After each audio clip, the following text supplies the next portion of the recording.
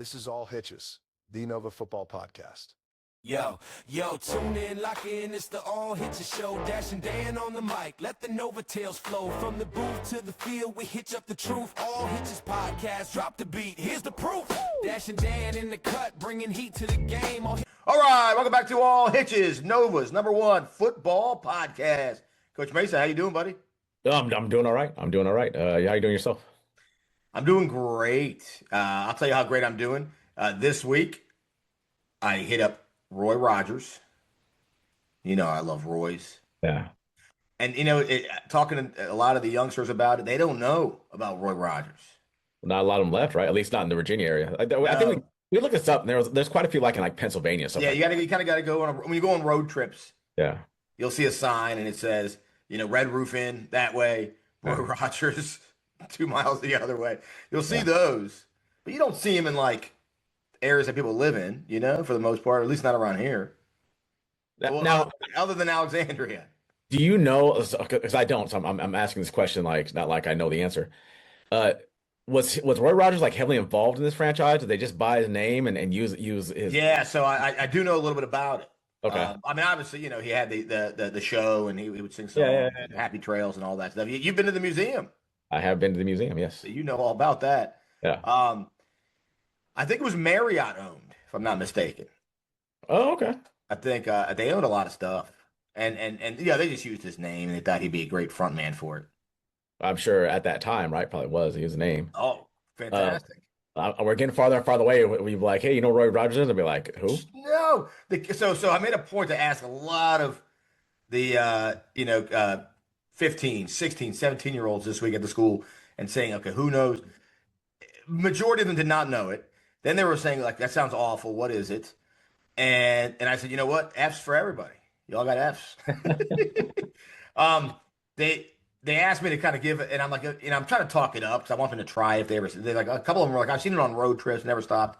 Yeah. And I'm like, listen, one, ask your parents about it. They're going to love it. I felt like Michael J. Fox. Ask your parents. So your parents are going to love it.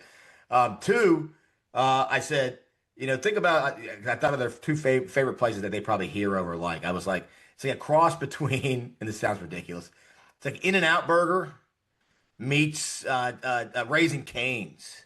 And they're like, oh my God, that sounds amazing. I got to try it. I'm like, yeah, it's that. That's what it is. I think you've vastly overstated that. But I have, but I wanted the kids to try it. And I knew they put In-N-Out and Raising Cane's on two pedestals. So that's the best way to sell it to them. Yeah, but then they go and they're like, you're a liar. That's not where That's right. Well, my wife's convinced that it's which I think you and I agree on this one. We had a lot of nostalgia in us. Yeah. We're collectors, right? Mm-hmm. And she's like that nostalgia part of your brain kind of kicks into overdrive when you're eating that double R burger. And maybe it does, but it tastes delicious. And that nostalgia part of my brain is really strong. Was that a place you went as a kid? Was that somewhere you went? Yeah, there was one right across the street from the school. Was there really? Yeah, right across from Woodson, where the Einstein Bagels is over there, Pickett Shopping Center. That was Roy Rogers? That was a Roy Rogers, buddy. No way. And then I'll tell you, there was another one. If you go down towards Gatehouse. Okay. Where Luther Jackson Middle School is. And there's a McDonald's right next to Gatehouse. Okay. Car wash. Okay. Across the street, there's it's called Unique. It's a giant flea market type place. Okay. Right near Mosaic. That right there, there's nothing there anymore. I think they tore it all down. But right there was a Roy Rogers, buddy. And an Arby's down the street. You could pick your roast beef. I just that's crazy. That was a Roy Rogers, huh? Right there. Go after school. You know what else was there? I'll go during school, I'd imagine.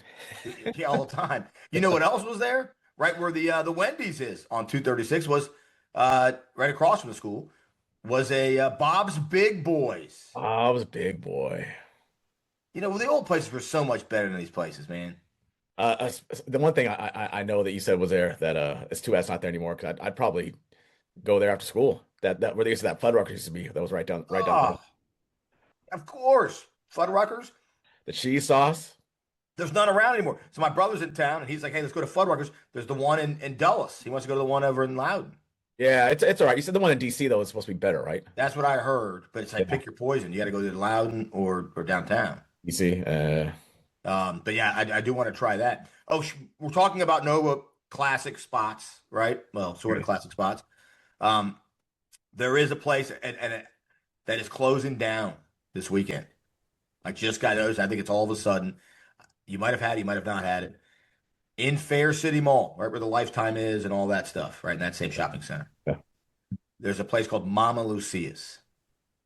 It's It's a in pizza the place, theater. right? When you go into the theater, Yeah, yeah. it's been there for 40 years. They're closing their doors this weekend. No The way. Dagger, man. If you grew up in Fairfax, you went to Mama Lucia's. A Yeah. Little Italian lady Rosa opened it, ran it all these years, having some health problems, shutting the doors down, man. 40 years, Mason. Well, I'd imagine they don't get a lot of foot traffic in there anymore, right? They still do because of the theater. And But when I go in there every Friday night, Mason, it's packed. really? Yeah. They said it. They said she's having health problems and she Just runs not. it still and she's getting out on their board. But I think it was short notice, unfortunately. And today is the last day. I am going. I Are told you my really? wife, I said I'm going. It's gonna be packed. It's like the Peach Pit is closing. and Dylan is getting the crew together, and Brenda, and they're all Yeah. getting the crew together, and they're going to the Peach Pit. And I'm gonna go. I wrote some of my buddies from high school, and I said, hey, Mama Lucia's, I got a buddy that lives in Rochester, and he was a guy. I wish I could go down there right now. And everyone's getting together. We're gonna go to Mama Lucia's. Completely morbid. Dylan and Brenda are both dead, right? They are. He had to tell me that. Come on, So yeah. Yeah. So, Iron Ziering looks great, by the way. So there is that. And you can get this out of the show if you want to. Someone told me about an Italian place in Georgetown, Filomena's. Never been. It's supposed to be amazing. Like they make like they make homemade pasta in there. Like they actually Wow. Yeah, sounds great. That's in Georgetown apparently. We need to write that down. See, I'm trying to go down there. I think Filomena is what they said. I think they said it's where the Italian consulate goes to eat like. Oh, well, then you know it's good. Yeah. You know it's good then. So, wow. So a lot to unpack with all that stuff. Speaking of good, speaking of great, speaking of quality, how about the number of, you and I were just talking about this before we started the show, the number of players, great players right now getting offers in a tough climate when it's impossible to get offers anymore. Yeah. Well, we got some pretty impressive offers coming through in Northern Virginia, and kids who are especially I mean the one time in particular he's only a rising junior. So let's start off with Malachi Lee from Westfield. We put out a message yesterday. Georgia, Notre Dame. Yeah. I can't think of the last Fairfax County kid. You brought up Tristan Lee. I said Rojas, the last Fairfax County kid that got that many offers from that tier of school. Yeah. I think like Bragg might have had a couple of preferred walk-ons. The one kid went to Michigan, right? If I'm not mistaken. Yes. He went on CWO. He did not go as a scholarship. Yeah, he wasn't getting like offers as a rising junior like that. Yeah. Right. I mean, that is insane. Yeah. Where do you go from there? The stratosphere, the ionosphere? Where do you go from Georgia and Notre Dame? No, I mean that's you're now at the top of everybody's list.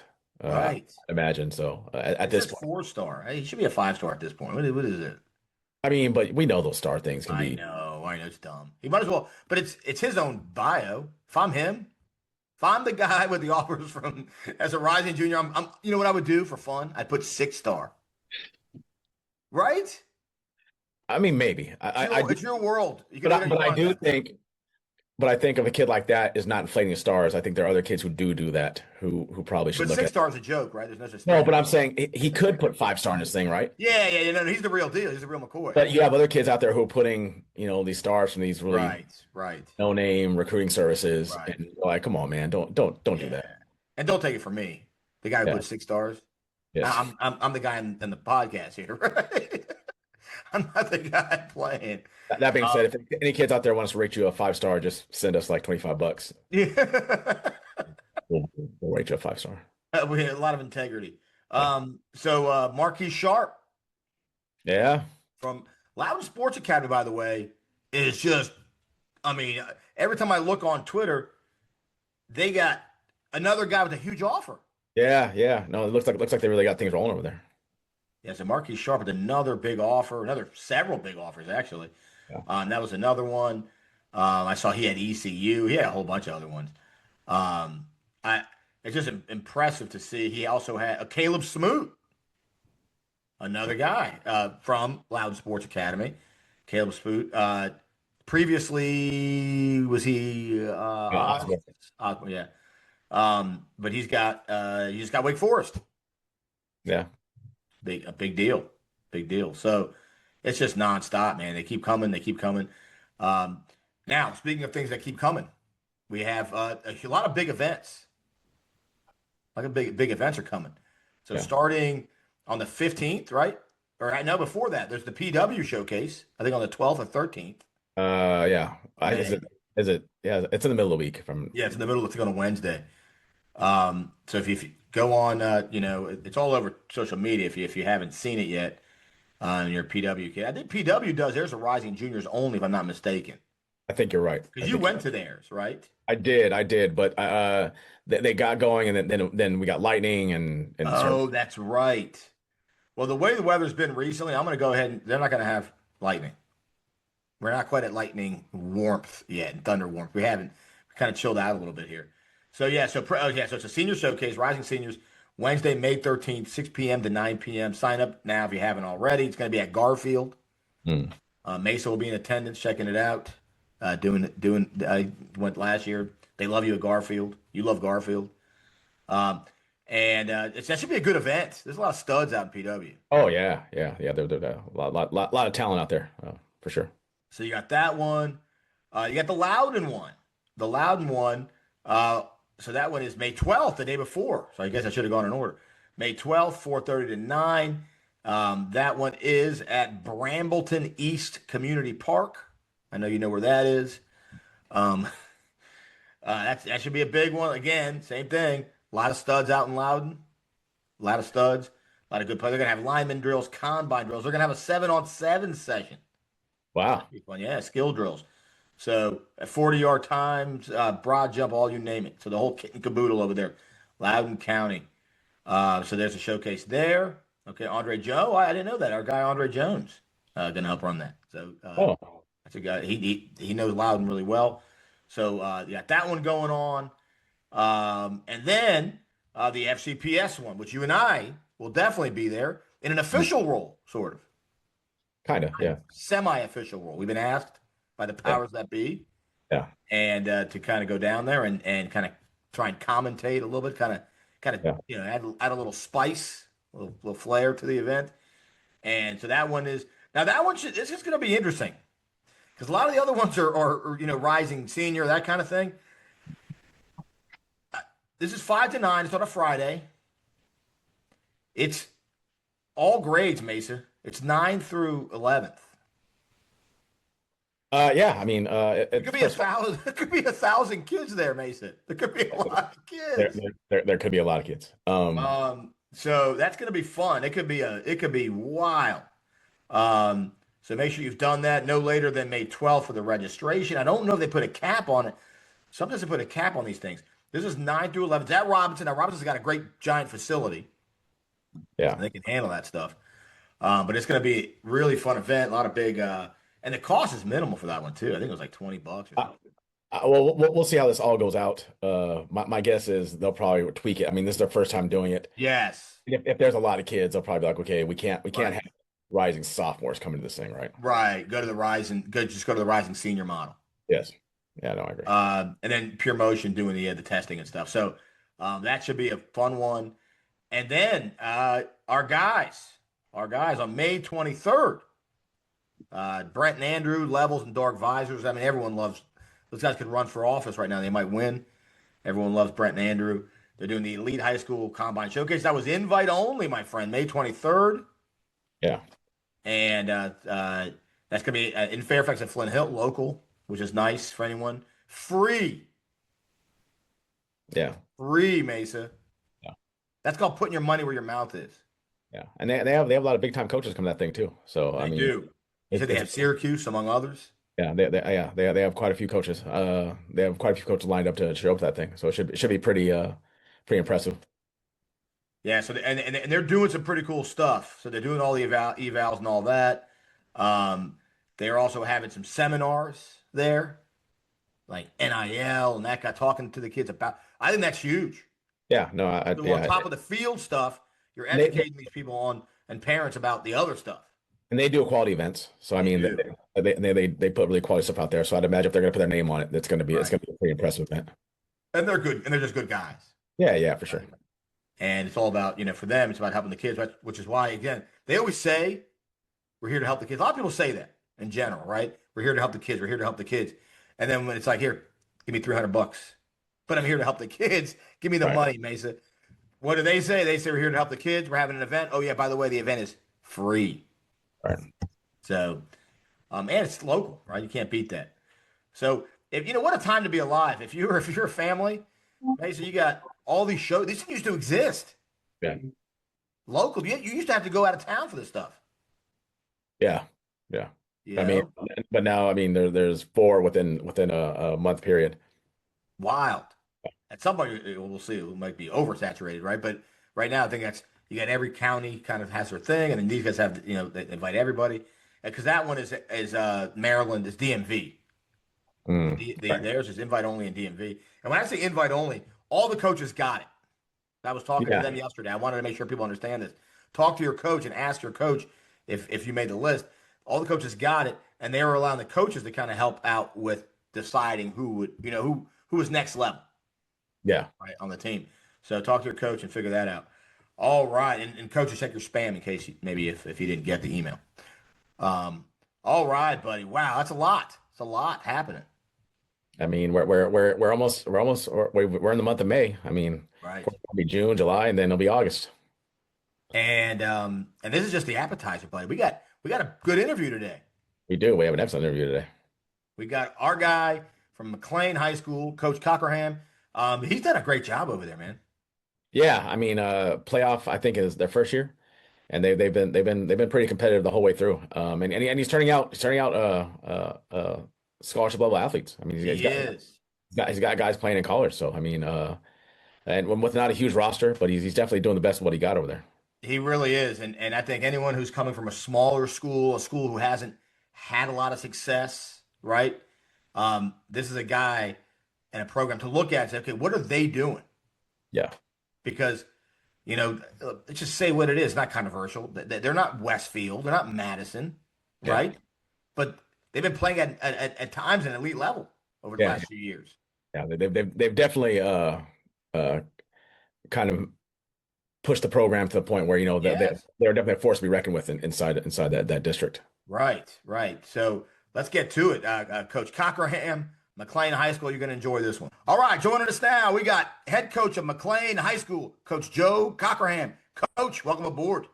Appreciate you guys having me. I always enjoy listening to you guys. It's been great to jump on. So how's the offseason going? Going really well. We're in a unique situation here in McLean that all of our skill kids are out playing spring sports, so it's great to go watch them play lacrosse, baseball, soccer. We got it all. Track obviously, but we're finally going to be really good up front, and our O linemen and D linemen are killing it in the weight room right now. So it's been exciting to go watch that. Multiple times a week. That's cool. They just beat Langley in lacrosse. That's a huge win. Huge win. Big win. Our girls beat them for the first time in 10 years. Right before they do a double header when we play them. Then our boys came out and beat them and got a big win. I know those guys are excited about it. Stevie Conroy, who was a slot receiver for us, is a current senior. Has never played lacrosse before. And from what I understand, their game plan was for him to cover Sandberg all night, which we never figured that out on the football field, but apparently on the lacrosse field it worked. So I was really proud of those guys. Heck yeah. So, Coach, tell us, kind of looking over your background, Mount Union guy, right? Yeah. You and the Siriannis, right? Mount Union guys? Yeah, so it's funny. When I went on my visit, Sirianni was coaching there. So I met him when I was on my visit. Then he left that summer to go to IUP. So it was never around him much, but got to meet him on my visits. That's always a cool story to tell. But yeah, I grew up in Northeast Ohio, like 30 minutes from Canton, Ohio, and knew that I wanted to be a football coach. And, Mount Union was about 35 minutes away. And obviously the history of that is what it is. And I knew that's what I wanted to do. So I went on one college visit, decided that's where I was going to go, and spent 5 years learning from some really, really good football coaches there, and kind of breathing that all in. And it was there for the Pierre Garçon era, and saw the freak show that he was. A great human being too, by the way, but he obviously a very good football player too. But got to experience that, so it was awesome. We were there. I was there for 5 years, and we were able to play in the national title game all five and win 2 of them. So that was a really cool experience. It's ridiculous. Speaking of Mount Union, I've told a story before, but my son, who's at W&J, and so he started on the JV team as a freshman. And I remember we went to that game, and last year, he's a sophomore this year. And I'll tell you what, the JV guys could have started on a lot of D3 and D2 programs at the Mount Union JV guys. Yeah, I know they've changed a little bit. When I was there, we actually would have 2 JV teams. One would play on Sunday and one would play on Monday. And it was usually split pretty evenly. But some weeks we would play Ashland, which is a D2 up there. And that JV team that we sent to play Ashland was pretty good. We would have won some games in the OAC for sure. Oh. So all right. So you're at Mount Union. How do you end up down in Northern Virginia? Like kind of take us to the path and how you got down here. Yeah, so I coached Division III and Division II college ball for 5 years. My first job out of college was as the assistant offensive line coach at Methodist down in Fayetteville, North Carolina. Then after that was the D-line coach at North Carolina Wesleyan. And the defensive coordinator that I worked for when I was the D-line coach at Wesleyan, he was college friends with Steve Baudendistel, who was the original head coach at Colgan when the school opened up 10 years ago, whatever it was. And after I got done coaching at college, I was looking for a teaching job, and they're hard to come by in Ohio because the economy there is not as good. And decided that I was willing to make the move to Virginia. And my guy, Nick Goins, that I worked for at Wesleyan, connected me with Steve, and they were opening up a new school and had teaching jobs and was able to jump in there. And so that's what brought me to Northern Virginia. And now I've been here for, I think, going on 10 years. So it's been good. And what was the jump from, at McLean? I mean, so you kind of worked your way. So I was assistant at Colgan for 2, and then kind of got the bug of deciding I wanted to be a head coach. So went out to Heritage High School in Leesburg as a head coach for 3 years, and kind of the first 2 years it was 19, and then the COVID year we played in the spring of 20, and then the fall of 21 or every year that was now. We were pretty good. We were 9-3 and had that best season in school history. Won a home playoff game, and played a real close game against Tuscarora in the second round, who we beat in the regular season. And they had a running back at the time that went to Tech that decided in the fourth quarter we weren't going to beat him a second time. But had a really good year there, and kind of thought we got that program to its peak about as far as we could go. And the opportunity to come to McLean popped up, and it was something I was interested in. And met with Greg Miller, who was our DSA, who's a rock star, and kind of fell in love with the place. And now we're going into year 5 here. So it's been a long, winding road to get here, but it's been great. I know it's a program we saw that kind of needed a rebuild, similar to what we did at Heritage, and we've kind of done that here too. So when you get to McLean, kind of what is your process, right? You get there, you get the job, kind of talk to the steps you went through to get to where you're at now.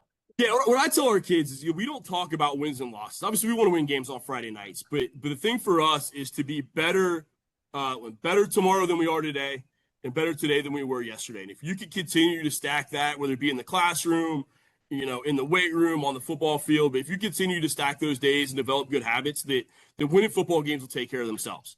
So we got here year 1 and had some growing pains and went 1-9. Apparently that's the thing for me. I've been a head coach for the first year at 2 different places. We went 1-9 both times. So if anybody ever hires me again, I'm sorry.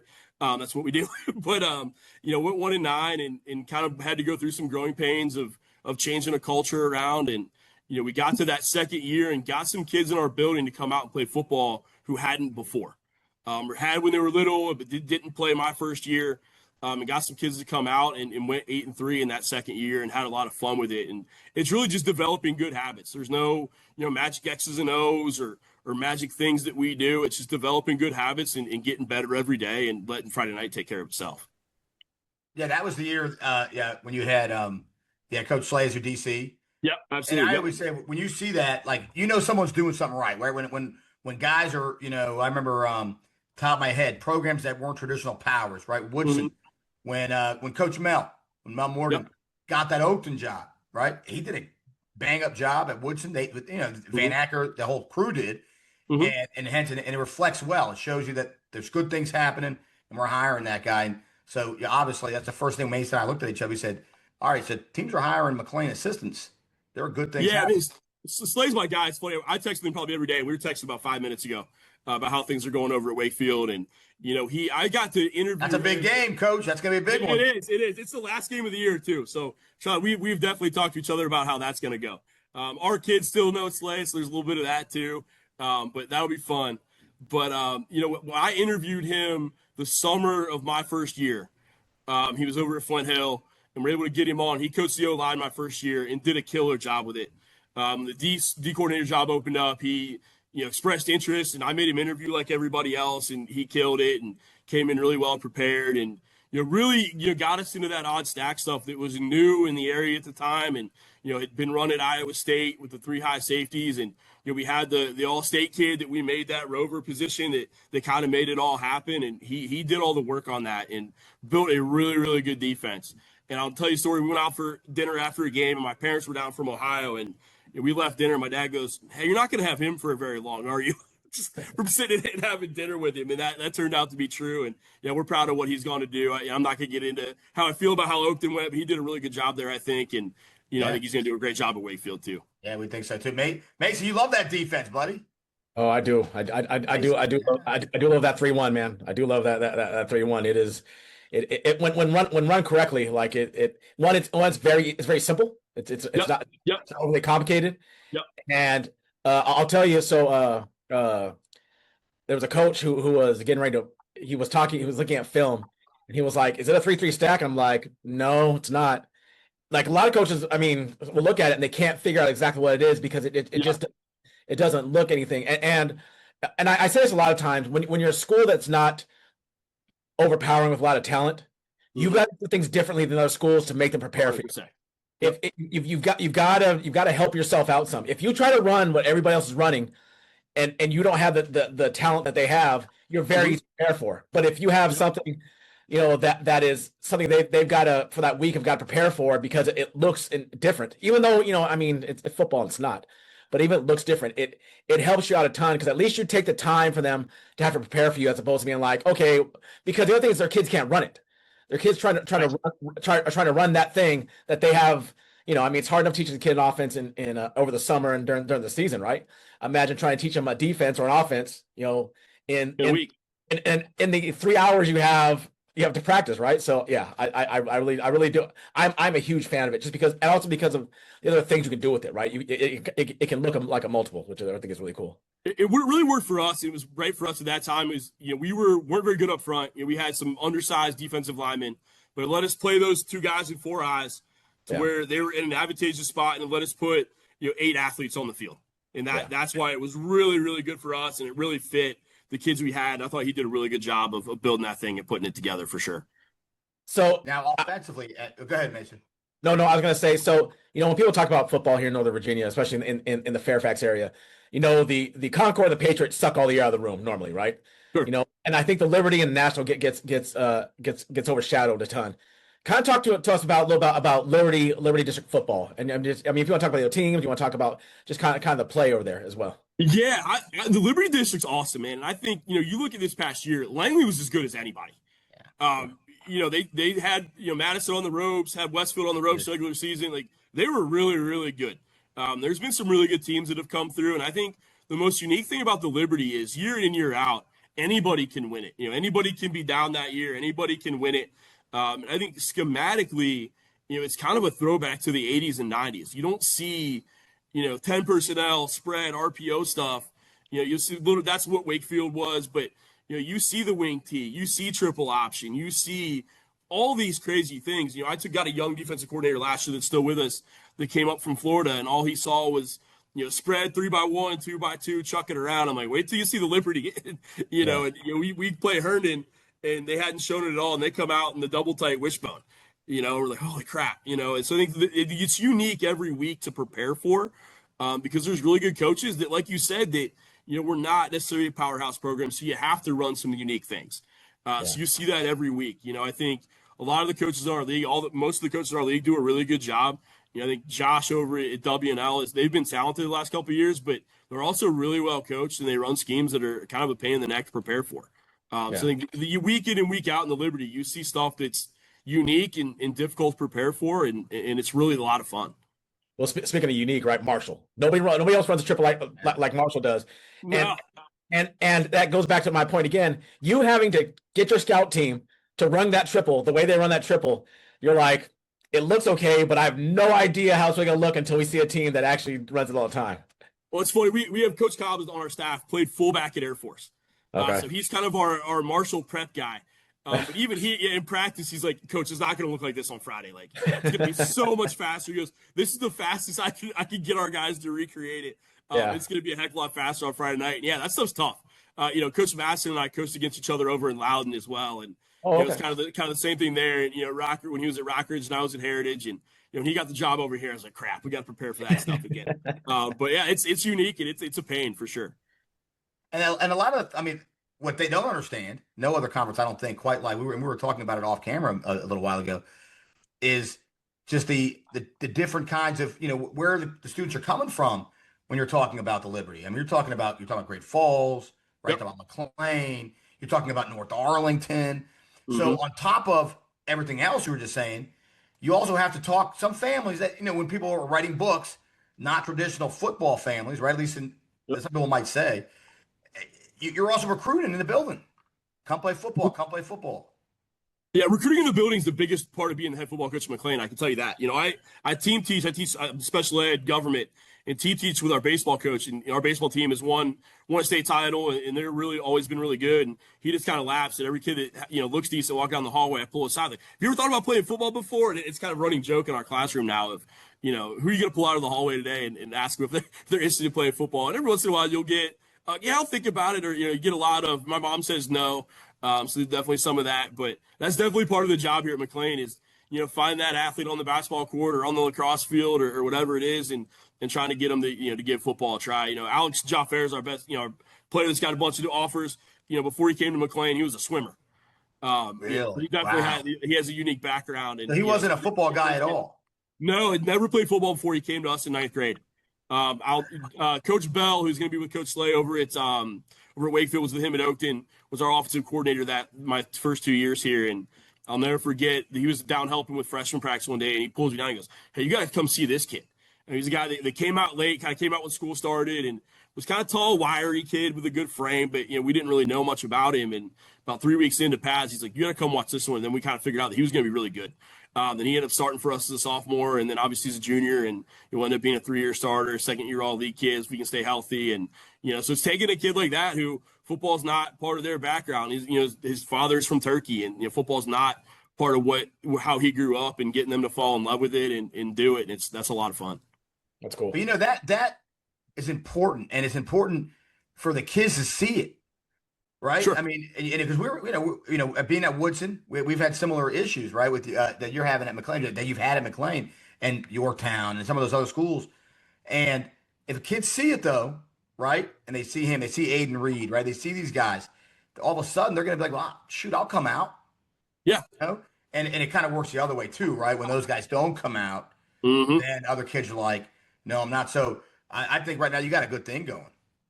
Yeah, again, it's the best part about McLean is that we have really good kids and really good families. That families are very reasonable. We're making their kids work, and they see that there's value to what we're making their kids do. Most of our parents are going to let their son try it. We have kids that come out as freshmen, and hey, football wasn't for me, and that's fine. We always tell them never to quit and to stick it out for the end of the season, then we'll talk. But I think if getting kids to just try it. And there's nothing more fun than running out there on Friday night. There's nothing, I have a ton of respect for every other sport, but there is nothing like running out there with the band and cheerleaders and all that stuff on a Friday night. And I think kids see it and fall in love with doing it. And I love getting kids that have never done it before to be like, I really love this. This is what I want to do. That's awesome. Yeah, you're a high energy guy. Look, you got the board. Oh, yeah. We were talking about, I love the whiteboard. You got a whistle? You don't have a whistle. I yell. You had a whistle, Coach? I'd be like, I'm a yeller. You I'm are. not a whistle guy. Because I love it. I'm ready to freaking just. I'm ready for August right now. Just looking at the background, they got the X's and O's back there. That's a secret play right there. So to win the championship. We're ready to crank it up. We got Green Days rolling on Saturdays from 1 to 3. So come on out anytime. I love it. Yeah, that sounds like a good time. So talk a little bit about your team.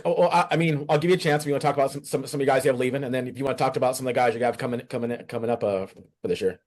Yeah, I talk about a couple of guys we have leaving. We losing our quarterback who's a 2-year starter, who was a really good player for us as a senior, and then Stevie Conroy is the slot receiver we talked about, and Aiden Reed going down to play at William Mary will be fun.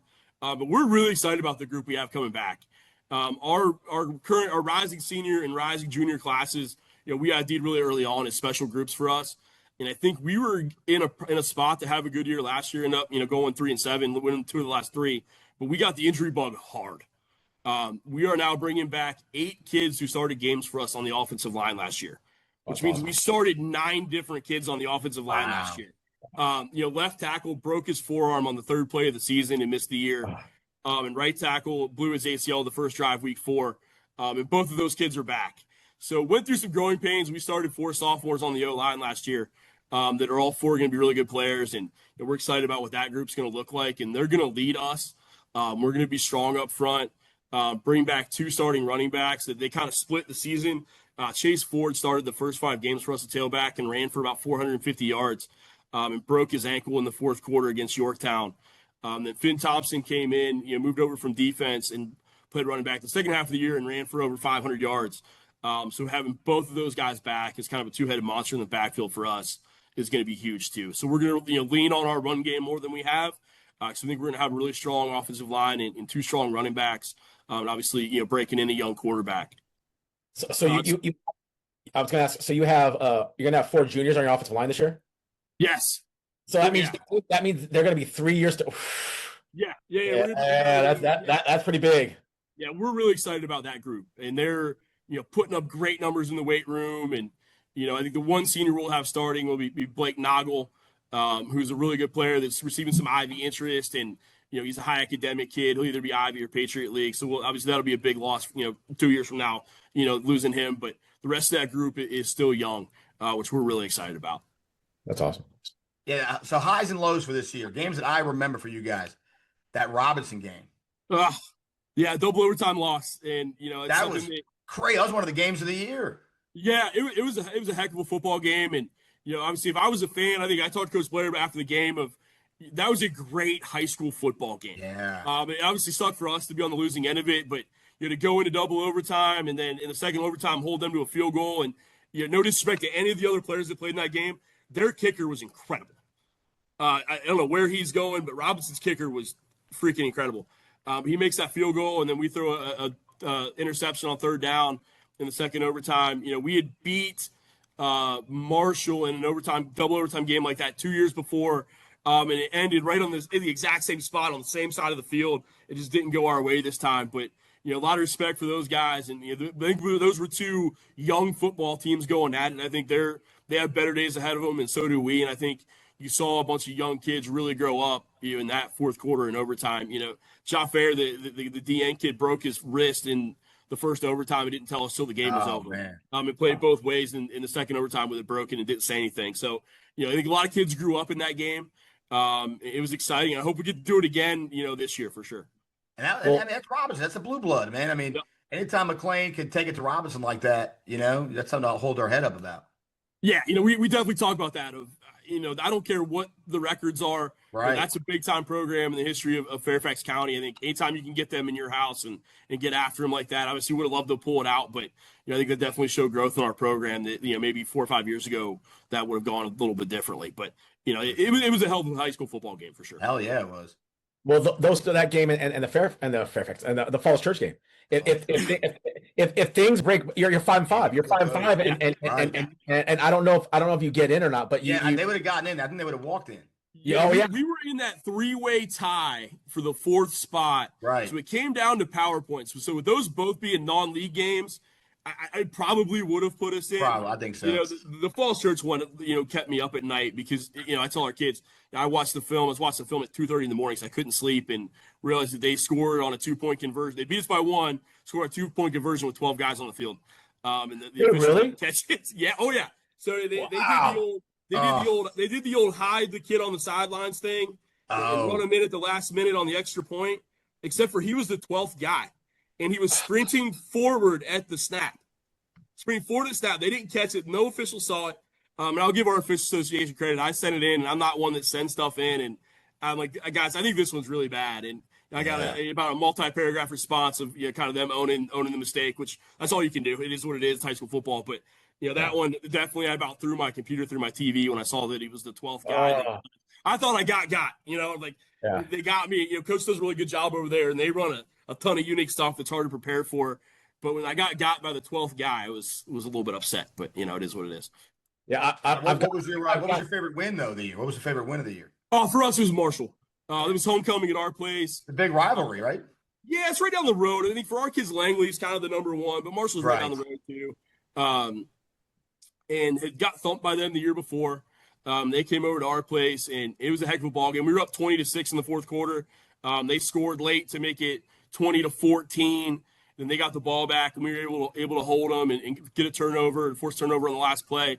So for our kids to get that at homecoming, and I don't know if you guys have ever been to a game at McLean or not, but it's kind of a throwback to the 90s type deal. And our kids come out and do a really good job, and they rush the field, and it was a really cool experience. We were 1-whatever at that point, and to pull off a homecoming win over a neighborhood rival to really keep our playoff hopes alive was a lot of fun. Well, I think you talked a little about Langley, and I don't think you really understand the intense rivalry between those two schools. So, like I said, I think we talked earlier. My daughter went to school in the Langley boundary, and so she was at St. Luke's, and there were older kids there, and they were like, it's intense. That the rivalry between those schools is, I mean, they have to make them exit different sides because bottles of Avion water might get thrown at each other. I'm not sure. I'll tell you, my first time we went over to Langley. Avion. They had fireworks before the game. Perrier. Go ahead. Sorry. My first time we went over to Langley, they had fireworks in the pregame show. Yeah. Like legit fireworks. Like, what in the world? Wow. But it's a cool rivalry, man. It's the kids know each other. The schools are right down the road. They've all grown up to each other. I learned that I'm sure we get more intel about them, and they get intel about us because our kids are hanging out together on the weekends, and it's a fun rivalry to be a part of for sure. The Battle of Tysons, the Battle of Jay Gilberts. I mean, you can go on and on. So it's funny. The kids actually play over the right to go to McDonald's. So the winning team gets to go to McDonald's on Friday night. Like that's a thing. Come on, we got Jay Gilberts out there. He used to mean something around these parts. That's good stuff. Now, in terms of we're talking defensively earlier, offensively, and then you got a quarterback who said graduating, right? What would you say? I mean, I know how you guys do it in that conference, being creative with your offenses, but how would you define your offense? So we've been 11 personnel spread in most of my time here. Last year we got into a little bit more 12 with 2 tight ends because we had Aiden, and then Alex, our defensive end, would come over and run downs and also play tight end. So we did a little bit more of that. But I think the biggest key to our offense, and this is something I steal directly from Coach Cockerham at Mount Union, is it's players, formations, plays, right? So every year in our first staff meeting, we get on the board and list our top 10 like non-offensive linemen, right? And then what formations can we use to put the best football players on the field? And then how can we tailor what we do on offense to fit those kids? So we're pretty consistent in that, we're an inside zone, outside zone with a little bit of gap scheme team. But what it looks like by different personnel groupings will change by the year because, we're not recruiting kids to fit our system. We have to fit what we do to who we have. So we try to build a system that's adaptable to different personnel groupings so that we can put our best kids on the field. Now, you guys, as a special ed teacher, which is kind of unique. I mean, I know there are some in the county, but usually, obviously, it's going to be PE or PFIT or history, right? We see history a lot. But that makes you guys worth gold. I always say when you find the math, science, or special ed teacher, they're worth gold. It definitely helps. And I like it because I team teach and I'm around different kids, and I love it. And honestly, our PFIT guy, Will West, who I don't know anybody knows anything about, he just does PFIT. And then he runs our weight room before school and after school. Is a rock star. I could never imagine trying to take that away from him. He's got, the same certification that the guys that are doing it in college do. And, honestly, he's way too smart to be doing what he's doing for us, but he loves coaching. He gets more pride out of coaching a kid who's never touched a weight before and getting them to squat right or do whatever right than he does, coaching our guys that are going to go play college football. And he's kind of the backbone of, our program improving is us getting stronger, and it's all him. So I'll go teach special ed, and I'll let him do the dirty work down the weight room because he's a lot better at it than I am, and he loves it. So it's a good fit for us. How long have you guys had? I mean, have you guys had a weight room specialist? Like, would you walk in? Was he already there? Yeah, so I inherited him. I think he was here a year before I got here. So I think this is his 5th year doing it. And I think you see it on if you go watch our baseball team, you see some big, strong kids out there. And those kids that buy into working out with him, the numbers prove out that it's working. So it's an easy sell for us now to get our kids to show up because there's so much proof in the pudding now. The kids that have gone and been a part of his program are getting bigger, stronger, faster. So why not do it? And there's that sense you need to go pay for personal training here or there or whatever. I'm like, guys, he's free and he's better than anybody you can find. Right. So that's kind of the selling point for that for sure. And you're seeing more and more of that. We talk about Ryan Wood at Marshall. Mm-hmm. I mean, it's cool that someone else also in Liberty. I told you, Liberty is the creative conference. They get things done. I like that. I like that. So off season, what are we doing? So we're going to see you guys at Oakton. Yeah, we'll be at Oakton. So we're a little bit slow on the skill side of stuff because all of our skill kids are out playing spring sports. Right. So our green days are, we have a receiver playing quarterback and handing the ball off right now. We haven't thrown a ball yet. So we're working on run game stuff. And then once all those skill guys, get done with spring sports, then we'll get it loosened up. And we're hoping to be full strength to go over to Oakton and compete. Okay. So Oakton, and then so nothing right now, obviously. So we won't Osborne Park. Not many teams from Northern Region Osborne Park anyways. We just saw a couple. Yeah, we did OP last year. Okay. Yeah, you guys were there. Yeah, I remember that. Yeah. Yeah, we had a quarterback last year that didn't play anything else. So we were able to do some of those early 7-ons, and that was a really well-run deal down there. I thought they did a really nice job. We would go back there again in a heartbeat if I had kids that that weren't in season. He did a really nice job with that. I'm sure the Woodson one will be great as well. It's just for us, it just doesn't match up with our roster right now. Are you guys you guys got any team camps going on? Are you guys? We are going to go. So kind of the same deal. We're a little bit unique. So I think what everybody else in Fairfax does. I know a lot of them do the team camps that first couple weeks of June. And one thing is our spring sports teams are usually good, so they're still playing when all that's happening. So we go to a college camp every July and do that stuff. So we've gone to the first year we went to Gettysburg, then we went to Shenandoah, then we went to Hampton, Sydney. This year, we're going to go to Stevenson over in Maryland that next to last week of July and do the camp days there. Because, again, just June stuff with us with all of our multi-sport kids. And I love taking our kids and seeing a college campus and staying in a dorm for 2 nights where it's just us. And we do a lot of culture building stuff on top of the practice. So I love getting our kids away and for a few days and just being with us. Cool. Yeah, shout out our guy, Coach Lavara over at Hampton City. That's a beautiful campus over there.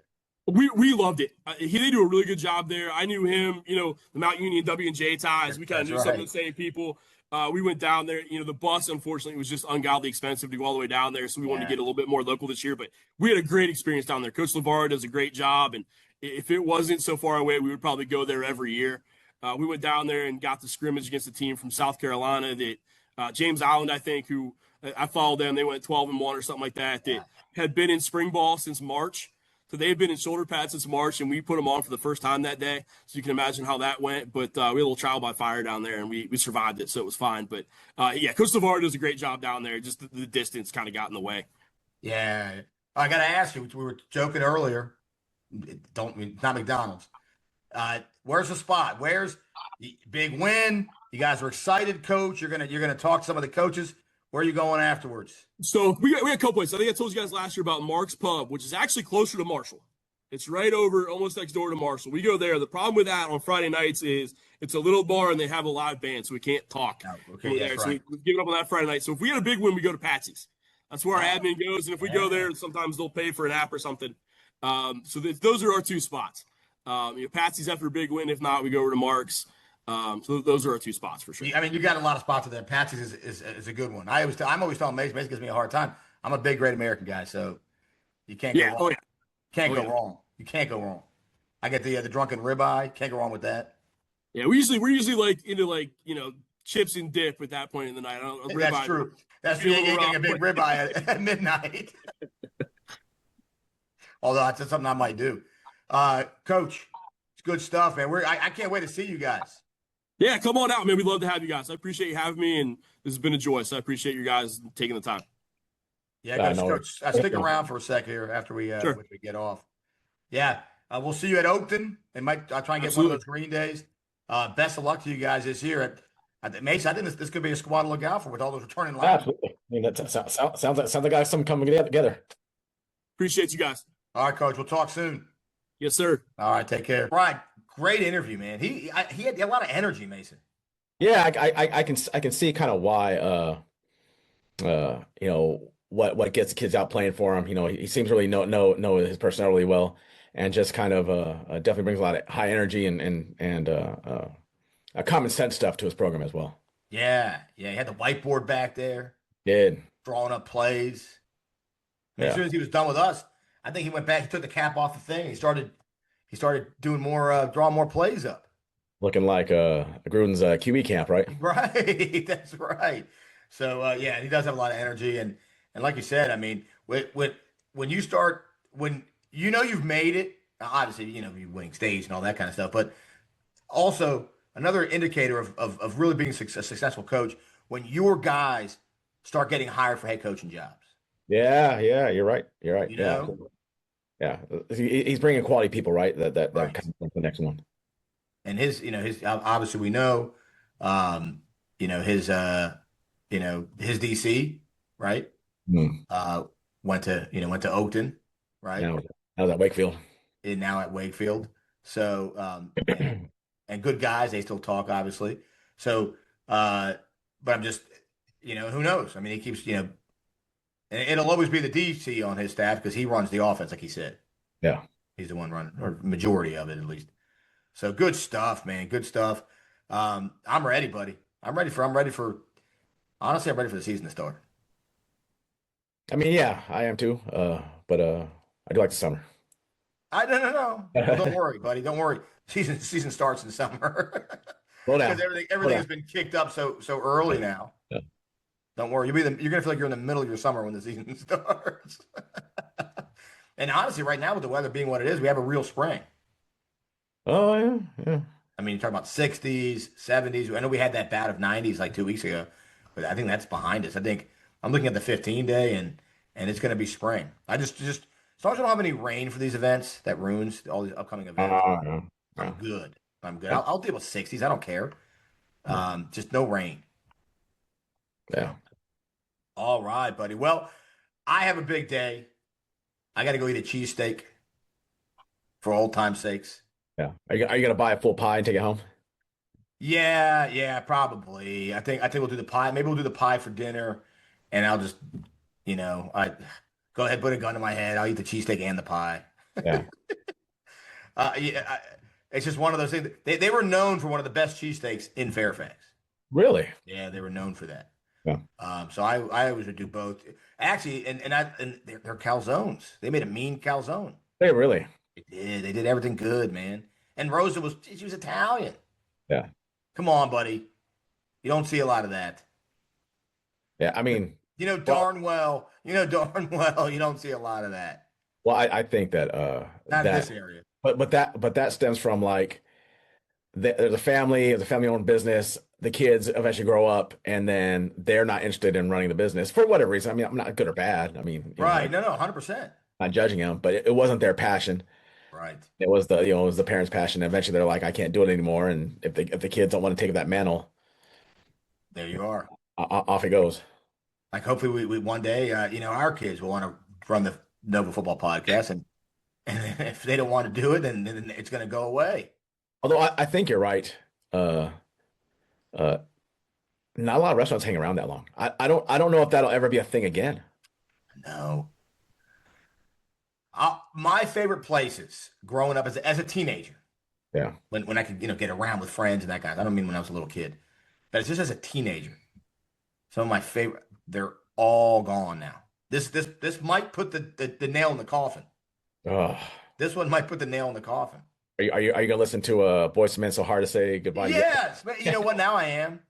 We found out yesterday. We're all sitting together. My oldest son Alex was here, and his wife, my daughter-in-law, and the baby, and Alex read it, and he goes, "Oh man," and he was raised right. He felt it. 27 years old, and he took it to heart, and he was there closing, and he showed because he's had many a pizza from there and cheese. Yeah.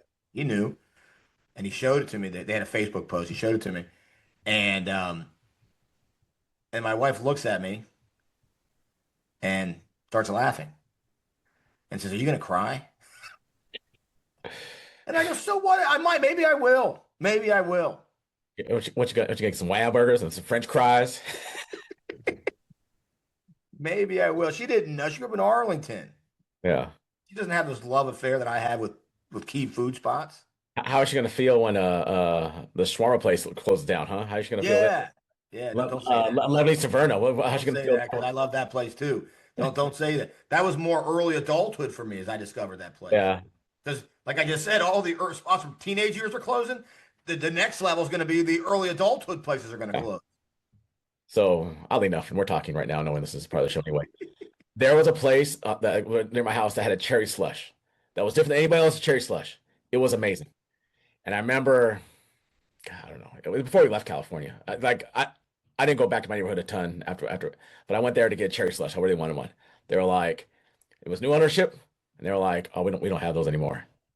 No, it was a cherry slush, and it was amazing. It was the best cherry slush. They were like, yeah, we don't make those anymore. Do you give them a hard time? What do you mean you don't make them anymore? You know, my guess is because not a lot of people bought them anymore. Is my guess. I guess it's because not a lot of people bought them. But yeah, it was obviously new ownership. They weren't the same people, and they're like, yeah, we haven't done those in years. And I was like, oh. Depressing. Well, my birthday's coming up, and speaking of favorite places, there's a place over in Tyson's that I love, and it's what is it? Is it 803?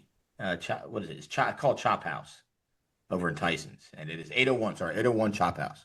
Yeah. Kansas City Steakhouse. Okay. It's become my favorite over the last few years. Go there once. Go there on my birthday. If they close down, Mason, I'm done. I'm calling it quits. I'm done. Raised closed down. Raised, and anyone listening knows this. Raised the Steaks closed. That was one of the key spots from like middle adulthood, from like my late 20s to my early 40s. That was one of my every year, Father's Day and my birthday, I go to Raised. And when they closed down, okay, now I found this place. Mason, it's getting bad. It's getting bad out there. I'm sorry, man. Sorry. All right. Well, I'm gonna enjoy a cheesesteak and a slice of pizza today, and hopefully everyone can do the same. You're gonna raise a toast. Right? Yes, I'm gonna raise a birch beer because they have Fanta birch beer on tap, and no one else does. Who else has Fanta birch beer, Mason? You know who has it? Maybe Santini's. Maybe because they have the Fanta orange that you like. Yeah.